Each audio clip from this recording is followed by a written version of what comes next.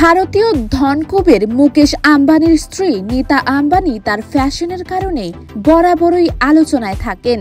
সম্প্রতি মেয়ে ঈশা আম্বানির প্রতিষ্ঠানের একটি অনুষ্ঠানে হাজির হয়ে আবারও শিরোনামে এলেন আম্বানি সাম্রাজ্যের সম্রাজ্ঞী।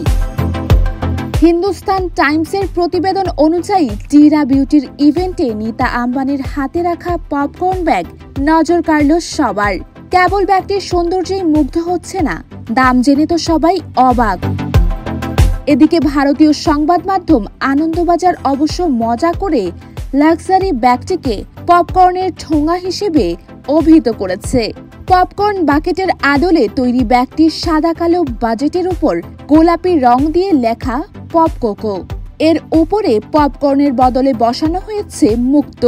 ব্যাগটি সদ্য বাজারে এনেছে ফরাসি লাক্সারি ব্র্যান্ড শ্যানেল। ভারতীয় মুদ্রায় এর মূল্য ৫ লাখ রুপি। এটি তাদের আসন্ন উইন্টার কালেকশনের ব্যাগ। শ্যানেলের ওয়েবসাইট থেকে জানা গেছে, মুক্তা, white gold, semi precious metal এবং আর্টিফিশিয়াল লেদার দিয়ে তৈরি হয়েছে এই পপকর্ন ব্যাগ। এদিন ক্রিম রঙা ব্লেজার আর সিকোয়েন্সের কাজ করা কালো প্যারালাল প্যান্ট পরে অনুষ্ঠানে হাজির হন নীতা। এছাড়া অভিজাত এই আউটফিটের সঙ্গে অনুষঙ্গ বাছাইয়ে নীতা থেকেছেন সতর্ক।